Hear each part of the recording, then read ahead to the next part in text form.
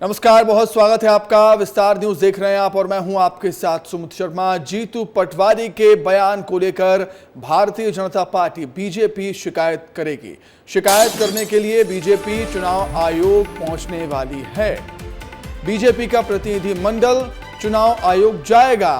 Bharatiya Janata party का प्रतिनिधिमंडल निर्वाचन आयोग चुनाव आयोग पहुंच चुका है जीतू पटवारी की शिकायत करने के लिए।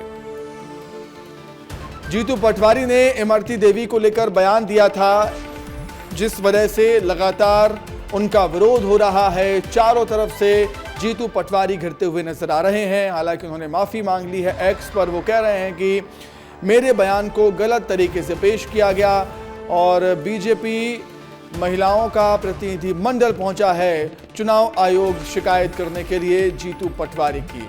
जीतू पटवारी की मुश्किलें क्या बढ़ेंगी, इसको लेकर ये देखने वाली बात होगी। लेकिन जीतू पटवारी चारों तरफ से घिरते हुए जरूर नजर आ रहे हैं। जिस तरीके से बयानबाजियां हो रही हैं, लोकसभा चुनाव को लेकर भाषा की मर्यादा तार तार हो रही है, उसको लेकर लगातार सियासत हो रही है। कांग्रेस के जो नेता हैं अपनी जुबान पर लगाम नहीं लगा रहे हैं। इससे पहले आपने देखा होगा किस तरीके से प्रधानमंत्री मोदी को लेकर कांग्रेसी नेताओं की तरफ से बयान आए। भाषा की मर्यादा को तार तार किया गया। अब एक महिला नेता को लेकर कांग्रेस पार्टी के अध्यक्ष, मध्य प्रदेश कांग्रेस पार्टी के अध्यक्ष जीतू पटवारी ने बयान दे दिया है, जिसको लेकर शिकायत करने के लिए भारतीय जनता पार्टी बीजेपी की महिला प्रतिनिधि मंडल पहुंची हैं चुनाव आयोग में उनकी शिकायत करने के लिए।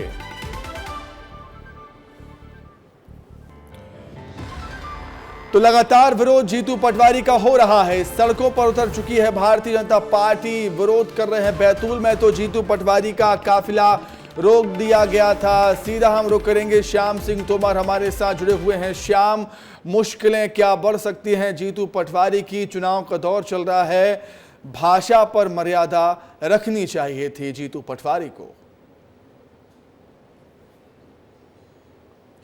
बिल्कुल सुमित, भाषा पर मर्यादा रखनी चाहिए थी जीतू पटवारी को और उन्होंने मर्यादाओं का उल्लंघन किया, मर्यादा तोड़ी। तो कहीं ना कहीं अब उनके लिए कुछ खतरे की घंटी है। अभी सीमा सिंह जादौन थी, महापौर मालती राय थी और एक और प्रतिनिधि थी। उन्होंने अंदर यहाँ पर जो है मुख्य निर्वाचन पदाधिकारी कार्यालय के अंदर वो शिकायत करने पहुँची हैं। उन्होंने जो जीतू पटवारी ने किया उसकी शिकायत अंदर कर रही हैं। साथ ही अब जो है चुनाव आयोग तय करेगा कि जीतू पटवारी को लेकर क्या स्टैंड लिया जाए, उनके इस मर्यादा उल्लंघन को क्या माना जाए और उस पर क्या स्थितियाँ रहे। मैडम आइए, हमारे साथ लाइव जुड़ी हुई हैं सीमा जी। अभी शिकायत करी थी और शिकायत करने आई गई थी आप, क्या कहा, क्या स्थिति रही? देखिए, आज हम नीचे चले, थोड़ा सा बोल दीजिए, बाकी तो नीचे ही जाके बात करें। हम मुख्य निर्वाचन अधिकारी से शिकायत करने आए थे। हमारी भोपाल के प्रथम नागरिक महापौर जी भी हैं, प्रवक्ता हमारी कुंजन जी भी हैं और माननीय अधिकारी महोदय ने हमसे आश्वस्त किया है कि इस पर निश्चित ही उचित कार्रवाई करेंगे कि आगे से ऐसे मर्यादा का उल्लंघन ना करें।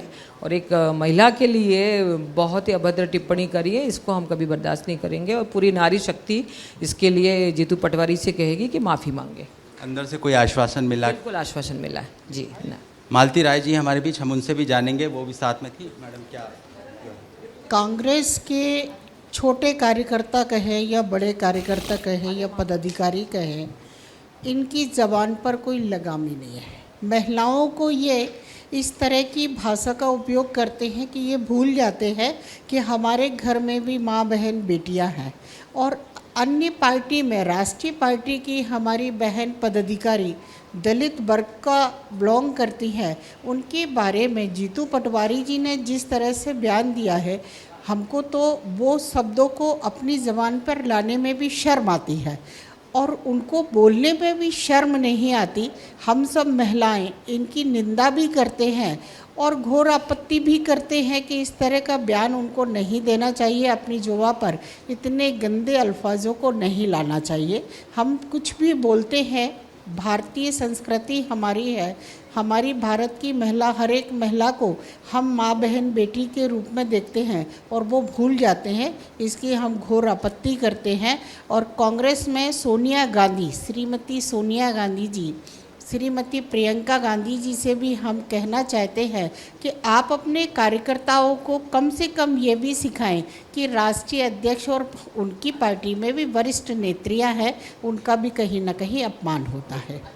तो आपने देखा सुमित किस तरह से आक्रोश है, और जो है एहतियात बरतने को लेकर कहा जा रहा है कि ज़बान पर लगाम रखें महिलाओं को लेकर, और वो भी इस तरह से बयान देना कितना जो है लाजमी होगा, उसी की शिकायत की गई है। सुमित, कांग्रेस पार्टी को हो क्या गया है यहां पर श्याम? लगातार हम देख रहे हैं कांग्रेस पार्टी के नेता बीजेपी नेताओं को लेकर अमर्यादित बयान दे रहे हैं। प्रधानमंत्री मोदी को लेकर भी बहुत कुछ कहा गया था, ना जाने कितने शब्दों का इस्तेमाल हुआ प्रधानमंत्री मोदी को लेकर, और अब एक महिला को लेकर ऐसा बयान दे दिया गया है जो कि प्रमुख हैं, जीतू पटवारी पीसीसी अध्यक्ष हैं। इस तरह के बयान कितना डैमेज करते हैं पार्टी की छवि को? श्याम, देखिए, हमको ये लगता है कि हर पार्टी का एक अनुशासन होता है, एक गाइडलाइन होती है, और लगातार जो शीर्ष नेतृत्व होता है वो ये अपेक्षा करता है कि उसके जितने भी पदाधिकारी हैं, जितने भी कार्यकर्ता हैं, वो उसका पालन करेंगे। कांग्रेस में ये पूरी व्यवस्था ही छिन्न भिन्न हमको नज़र में आती है।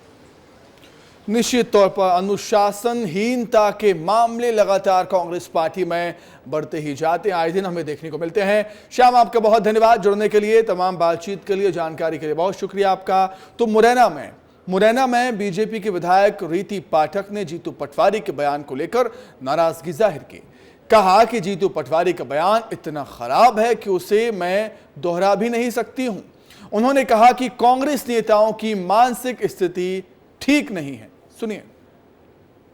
इमरती देवी जी हैं, उनके लिए जो जिस तरह से बयान उन्होंने कहा है, इसको भी आप सबने सुना है, और मुझे तो इसको दोहराने में भी खराब लग रहा है।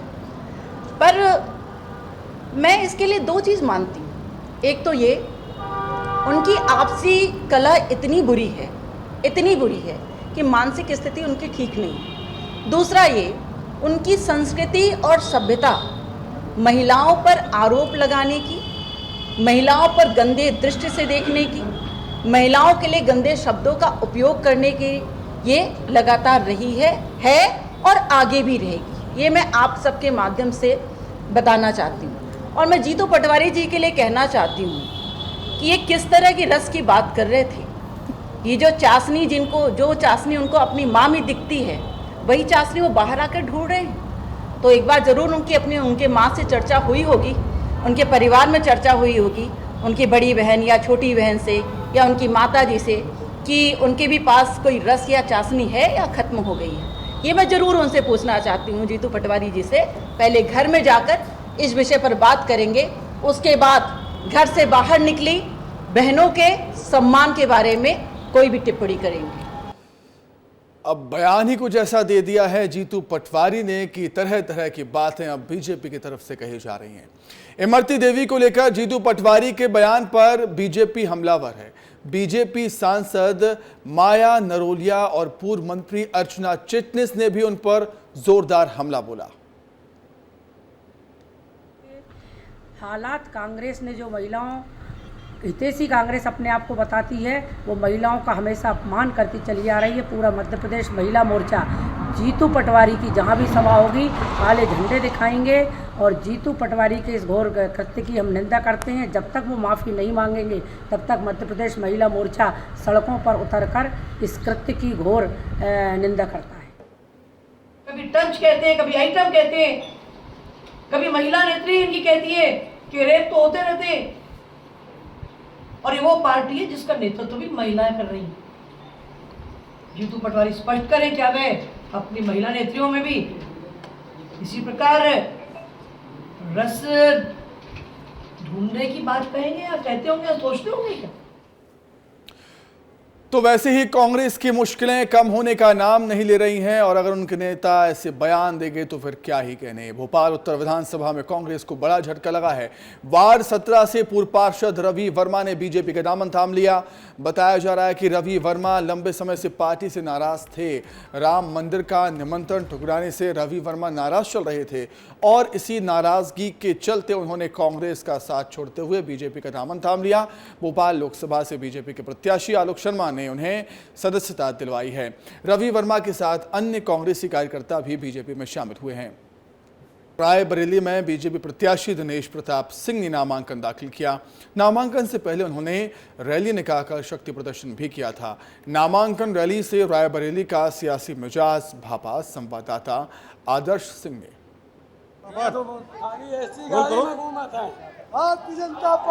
इस वक्त हम रायबरेली में मौजूद हैं और रायबरेली में आज के दिन कांग्रेस और बीजेपी दोनों नामांकन कर रहे हैं। कांग्रेस की तरफ से राहुल गांधी मैदान में है तो वहीं दूसरी तरफ बीजेपी ने एक बार फिर से दिनेश प्रताप सिंह को मैदान में उतारा है। इस वक्त हम अगर आपको बीजेपी के नामांकन की तस्वीरें दिखाएं तो देख सकते हैं एक बड़ी रैली का आयोजन किया गया है, जिसमें अगर आप देखें तो रथ पर यूपी के जो डिप्टी सीएम है ब्रजेश पाठक, उनके साथ जो दिनेश प्रताप सिंह हैं वो यहाँ पर मौजूद हैं। कार्यकर्ताओं के साथ यहाँ पर चलते हुए बातचीत करते हुए आगे बढ़ रहे हैं और निश्चित तौर पर एक शक्ति प्रदर्शन के तौर पर भी देखा जा रहा है। कहाँ से आए आप? लखनऊ से आए। क्या लग रहा है, क्या माहौल रहेगा यहाँ? माहौल इनसे पूछो। कहाँ से आए? यही रायबरेली से। ये क्या लग रहा है, राहुल गांधी के आने से कोई फर्क पड़ेगा? जी, राहुल गांधी के आने से कोई फर्क पड़ेगा? कोई फर्क नहीं पड़ेगा। दिनेश सिंह भारी मोहम्मद से जीत रहे हैं। हाँ, विश्वास है। कहाँ से आए? रायबरेली से। क्या लग रहा है, माहौल क्या है? क्या राहुल गांधी के आने से भारतीय जनता पार्टी 4 लाख वोटों से विजयी होने जा रही है। 4 लाख वोटों से। 4 लाख वोटों से। देखिए तो ये कार्यकर्ता हैं, कॉन्फिडेंस आप देख सकते हैं तस्वीरों में। आपको दिखाऊं तो देख सकते हैं कि यहाँ पर ब्रजेश पाठक, दिनेश प्रताप सिंह और इसके साथ साथ तमाम दूसरे नेता मौजूद हैं। निश्चित तौर पर एक शक्ति प्रदर्शन के तौर पर भी इसको देखा जा रहा है और आज ही नामांकन का आखिरी दिन है तो दोनों ही पार्टियां, दोनों ही कैंडिडेट्स जो हैं वो पूरा शक्ति प्रदर्शन कर रहे हैं। कैमरामैन शिव त्रिपाठी के साथ आदर्श सिंह, विस्तार न्यूज, रायबरेली। रायबरेली में राहुल गांधी के उम्मीदवार बनाए जाने के बाद कार्यकर्ताओं में उत्साह नजर आया। राहुल गांधी, सोनिया गांधी और राष्ट्रीय अध्यक्ष मल्लिकार्जुन खड़गे कांग्रेस दफ्तर पहुंचे, जहां उन्होंने पूजा भी की। ये तस्वीरें आपके सामने हैं। प्रियंका गांधी, रॉबर्ट वाड्रा, राहुल गांधी, सोनिया गांधी, मल्लिकार्जुन खड़गे आपको वहां पर नजर आ रहे होंगे। कांग्रेस दफ्तर में पूजा अर्चना की है। जायजा लिया हमारे संवाददाता आदर्श ने। इस वक्त हम रायबरेली में मौजूद हैं और आज ऐतिहासिक दिन कहा जा सकता है क्योंकि आज राहुल गांधी रायबरेली से अपना नामांकन दाखिल कर रहे हैं। इसके साथ ही साथ बीजेपी से दिनेश प्रताप सिंह का नामांकन भी होने वाला है। इस वक्त हम कांग्रेस मुख्यालय पर खड़े हैं रायबरेली में और यहाँ पर अगर मैं आपको तस्वीर दिखाऊं तो देख सकते हैं कि बड़ी संख्या में जो कार्यकर्ता हैं वो यहाँ पर पहुंचे हुए हैं। चाहे हम समाजवादी पार्टी की बात करें या फिर बात करें हम कांग्रेस के कार्यकर्ताओं की, सभी के कार्यकर्ता जो हैं पहुंचे हुए हैं पूरे जोश के साथ यहाँ पर आए हुए हैं। राहुल गांधी यहाँ पर आगे तस्वीर में आपको दिखाऊंगा, राहुल गांधी यहाँ पर पहुंच गए हैं। तस्वीरों में आप देख सकते हैं कि राहुल गांधी की ये गाड़ी है जो पहुंची हुई है और तमाम कार्यकर्ता जोश के साथ स्वागत कर रहे हैं राहुल गांधी का। तस्वीरों में आप देखिए राहुल गांधी और उनके साथ उनके जो 7 के सदस्य हैं, पार्टी मेंबर्स हैं, वो यहाँ पर पहुंचे हुए हैं। ये तस्वीर आप देख सकते हैं, पूरा काफिला जो है राहुल गांधी का यहाँ पर पहुंचा हुआ है और उस जोश के साथ राहुल गांधी की जो कार्यकर्ता हैं, कांग्रेस के जो कार्यकर्ता हैं वो यहाँ पर पहुंचे हुए हैं। आप देख सकते हैं कि साथ में मल्लिकार्जुन खड़गे कांग्रेस के जो अध्यक्ष हैं वो यहाँ पर पहुंचे हुए हैं। बड़ी संख्या में कार्यकर्ता जो हैं वो यहाँ पर काफ़ी देर से इंतज़ार कर रहे थे राहुल गांधी के पहुँचने का और अब वो यहाँ पर पहुँच गए हैं। और उसके बाद कांग्रेस ने इस बार आखिरी दिन यानी नामांकन का आज आखिरी दिन है और आखिरी दिन अपने पत्ते खोले हैं। कांग्रेस ने राहुल गांधी को रायबरेली से उम्मीदवार बनाया है, जबकि कयास ये लगाए जा रहे थे कि राहुल गांधी की जगह पर प्रियंका गांधी वाड्रा को यहाँ से चुनाव मैदान में उतारा जा सकता है। तो ये तस्वीरें आप देखिए और समझिए कि किस तरीके से राहुल गांधी, मल्लिकार्जुन खड़गे और सोनिया गांधी, प्रियंका गांधी वाड्रा तमाम लोग कांग्रेस कार्यालय पर पहुंचे हुए हैं। अब से थोड़ी ही देर में एक रोड शो के साथ ये नामांकन करने जा रहे हैं। कैमरामैन शिव त्रिपाठी के साथ आदर्श सिंह, विस्तार न्यूज, रायबरेली। रायबरेली में कांग्रेस नेता ललन कुमार ने दावा किया है कि जीत राहुल गांधी की ही होगी। ललन कुमार से खास बातचीत की विस्तार न्यूज संवाददाता आदर्श सिंह ने। इस वक्त हम रायबरेली में मौजूद हैं और रायबरेली में आज कांग्रेस से राहुल गांधी नामांकन करने जा रहे हैं। तस्वीरें हम आपको दिखा रहे हैं। हमारे साथ ललन कुमार जी हैं, कांग्रेस के नेता, यहाँ पर पहुंचे हुए हैं। ललन जी, क्या तस्वीर निकल कर आ रही है? अमेठी से लड़ने वाले थे लेकिन अब रायबरेली से लड़ रहे हैं। देखिए, राहुल गांधी पूरे देश में युवाओं के लिए, गरीब मजदूरों के लिए, महिलाओं के लिए और जो महंगाई से परेशान हैं और जो हमारे किसान वर्ग हैं उन सब की लड़ाई लड़ रहे हैं पूरे देश में। और इस देश की जनता लड़ाई लड़ रही है। जो ये तानाशाही सरकार है, ये जो मोदी सरकार है, जो पिछले 10 साल से जनता के ऊपर आक्रमण कर रहे हैं, जनता को पीछे की ओर ढकेल रहे हैं। तो आदरणीय राहुल गांधी जी अमेठी और रायबरेली ही नहीं, पूरे देश की जनता की तरफ से चुनाव लड़ रहे हैं। और वो भारतीय जनता पार्टी समझिए कि अभी उनकी विदाई तय है। ये बताइए कि राहुल गांधी का अमेठी से लड़ने का आ रहा था, प्रियंका गांधी वाड्रा का यहाँ से चर्चा थी, लेकिन प्रियंका गांधी वाड्रा इस बार मैदान में नहीं है, तो क्या इसका कोई नुकसान? देखिए, अमेठी हो रायबरेली हो, दोनों गांधी फैमिली का घर है, अपना घर है, और अपने घर से वो चुनाव लड़ रहे हैं।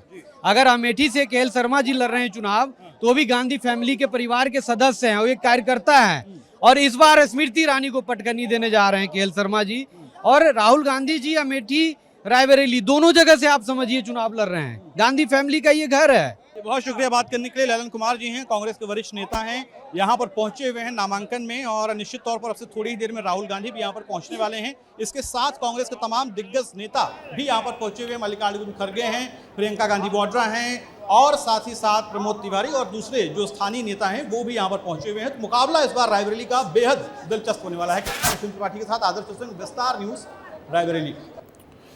राहुल गांधी अमेठी नहीं, रायबरेली से चुनाव लड़ रहे हैं। आखिर राहुल गांधी ने अमेठी क्यों छोड़ी और क्या है कांग्रेस की पूरी रणनीति, इसको विस्तार से बताया वरिष्ठ पत्रकार राशिद किदवई ने। राशिद किदवई से बातचीत की हमारे संवाददाता विवेक पांडे ने। बातचीत करने के लिए सीनियर जर्नलिस्ट और राजनीतिक विश्लेषक है राशिद किदवई सर। सर, कैसे देखते हैं राहुल गांधी अमेठी से चुनाव लड़े, कई बार सांसद रहे, अब अपनी मां की सीट से चुनाव लड़ने जा रहे हैं? जी देखिए, ये गठबंधन का एक उनके ऊपर प्रेशर है। आप जैसे जानते हैं कि उत्तर प्रदेश दरअसल समाजवादी पार्टी की ज़्यादा बड़ी भूमि है, उनका सीट शेयर भी वहाँ के ऊपर ज़्यादा है। और उन्होंने जब कांग्रेस को जो 17 सीटें दी लोकसभा की, तो उनका एक अनुरोध था और आग्रह था कि वहाँ से गांधी परिवार का एक सदस्य चुनाव लड़े। अब समस्या ये हुई कि प्रियंका गांधी जो है पूरे देश में कांग्रेस के लिए प्रचार कर रही है। तीसरे, चौथे और पाँचवें चरण, मतलब जब तक अमेठी का चुनाव खत्म होगा, करीब 240 सीटों में प्रचार करने की ज़रूरत है। तो अगर राहुल और प्रियंका दोनों अमेठी रायबरेली से चुनाव लड़ते, तो बाकी देश में 238 सीट पे प्रचार कौन करता? एक तो समस्या ये थी। पीएम कह चुके हैं कि शहजादे मैदान में नहीं है, शहजादे को डर है, और क्या यही कारण है कि रायबरेली से आखिर उनको चुनाव लड़ना पड़ा?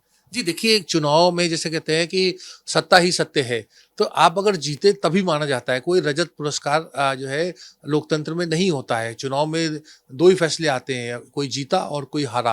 राहुल गांधी इस समय हारने की स्थिति में नहीं है, कोई भी राजनीतिक दल हारना नहीं चाहेगा। प्रधानमंत्री देखिए बार बार एक तरीके से उनका आकलन ये था कि शायद राहुल गांधी चुनाव नहीं लड़ेंगे, तो बार बार शहजादे से मुखातिब होकर के इस तरह की बात कही जा रही थी। अब जब शहजादा जो है वो मैदान में आ गया है, तो लड़ाई रोचक होगी। ये राशिद किदवई सर थे, जो काफ़ी लंबे समय से देश की तमाम राजनीति की घटनाओं को कवर करते रहे हैं, और उन्होंने कहा कि अगर उन्हें बीजेपी से मुकाबला करना है तो इंडिया गठबंधन को यूपी में परफॉर्मेंस बेहतर करना होगा। वीडियो जर्नलिस्ट दीपक शर्मा के साथ विवेक पांडे, विस्तार न्यूज़, भोपाल। और अब सीधे रुख करेंगे भाटापारा का, जहां पर सीएम विष्णुदेव साय सभा को संबोधित कर रहे हैं। राष्ट्रपति वहां कौन बैठे थे? हमारे आदिवासी समाज के एक बहनी श्रीमती द्रौपदी मुर्मू बैठे थे। आज अटल बिहारी वाजपेयी जी जब प्रधानमंत्री बने, तो भारत सरकार में पहली बार आदिम जाति कल्याण मंत्रालय के गठन भारतीय जनता पार्टी के सरकार करिस ना। ये सब कामला कांग्रेस नहीं कर सकत इसका। अगर आदिवासी मन के चिंता होती तो ये सब कामला कर सकत रिस, लेकिन उमला चिंता नहीं रिस, खाली ठक ठक के वोट लेना खाली कांग्रेस वाला बन जानत रही। तो इस समय ये लोकसभा के चुनाव में उमला सबक सिखाना है।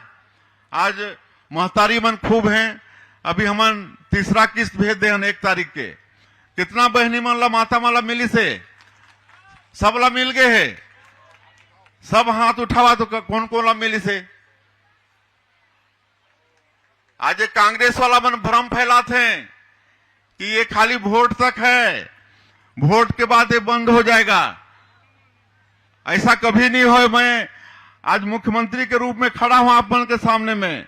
मैं बोलत हूं, आप मन आश्वस्त करत हूं कि जब तक आप मन हमला सरकार में बैठा के रखियो, तब तक आप मन के महतारी बंधन योजना बंद होने वाला नहीं है।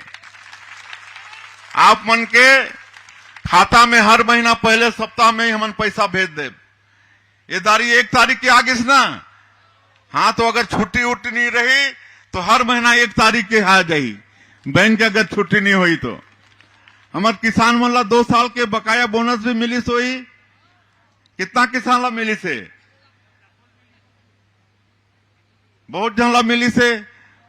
12 लाख से ज्यादा किसान मन के 3716 करोड़ रुपया दे के काम करे हन। 21 क्विंटल प्रति एकड़ धान खरीदी के वादा पूरा करे हन। इस साल 145 लाख मीट्रिक टन धान, सबसे ज्यादा धान इस साल सरकार खरीदी से, और 24,72,000 से ज्यादा किसान धान बेचिन है। तो मन के अंतर के राशि 13,320 करोड़ रुपया एक मुश्त देह के काम हुई से। कितना किसान ला अंतर के राशि मिली से? सब ला मिली से ना। फिर रामलला दर्शन योजना भी शुरू कर दे हन। 22 जनवरी के हमार छत्तीसगढ़ के भाचा राम भव्य मंदिर में विराजित होगिन। तब से हमार रामलला दर्शन योजना भी शुरू होगी। हमार बहुत आदिवासी क्षेत्र में तेंदुपत्ता होते, तो वहां भी 5,500 प्रति मानक बोरा तेंदुपत्ता खरीदी के भी ऑर्डर कर चुके हैं। ओकर बोनस भी देबो, चरण पादुका योजना भी लागू करबो, पीएससी घोटाला के जांच सीबीआई शुरू कर दी से। तो ये सब वादा हमार मोदी के गारंटी में रही। और ये 3 महीना में काम ला साए साए करे हन, मन करे हन ना, साए साए करे हन। और बाकी भी जो है मोदी की गारंटी में, ये चुनाव के बाद में ओला भी साए साए करबो। आप उनके सारा विकास के काम होई, कोई चिंता के बात नहीं है ना। हमार भाजपा के सरकार बैठी से हमार छत्तीसगढ़ में धन के कमी नहीं है। खाली सरकार चलाने वाला बन के नीति ठीक होना चाहिए और नियत ठीक होना चाहिए। हमार दोनों ठीक है, नीति भी ठीक है, नियत भी ठीक है। हमारे छत्तीसगढ़ में खनिज संपदा भरपूर है। कोयला है, आयरन ओर है, लोहा है, सोना है, हीरा भी है, टीना भी है, सब है। भगवान भरपूर दई से हमारे छत्तीसगढ़ ला। वन संपदा भी भरपूर है, 100 से ज्यादा तरह के वन संपदा। ओकर भी कैसे अधिक से अधिक कीमत मिले हमारे आदिवासी भाई मन ला, एक सरकार चिंता करत है। यहाँ के धरती भी उपजाऊ है, और आप सब मेहनत कश किसान सब मिलके हमारा छत्तीसगढ़ ला बहुत आगे बढ़ाना है, बहुत आगे बढ़ाना है। आप सबके आशीर्वाद ही चाहिए, और डबल इंजन के सरकार बन जाही। केंद्र में मोदी जी 3री बार प्रधानमंत्री बन जाही, और हम यहाँ सरकार में हन, तो बड़ा तेजी से हमारे छत्तीसगढ़ के विकास चलने वाला है ना। इसलिए खाली आपन के आशीर्वाद चाहिए। आने वाला 7 तारीख के आपन अपन बहुमूल्य वोट ला कमल छाप में बटन दबा के हमारे ब्रिजमोहन भैया ला भारी मत से सांसद बना देवा। बाकी सारा क्षेत्र के विकास के जिम्मेदारी ब्रिजमोहन जी के, शिवरतन शर्मा जी के, आप मन के भाई बेटा विष्णुदेव साय के रही, है ना। तो सीएम विष्णुदेव साय कांग्रेस पर निशाना साधते हुए यहां पर नजर आए और बीजेपी सरकार की उपलब्धियां गिना रहे हैं सीएम विष्णुदेव साय। इसी के साथ बुलेटिन में इतना ही। खबरें लगातार जारी है। नमस्कार।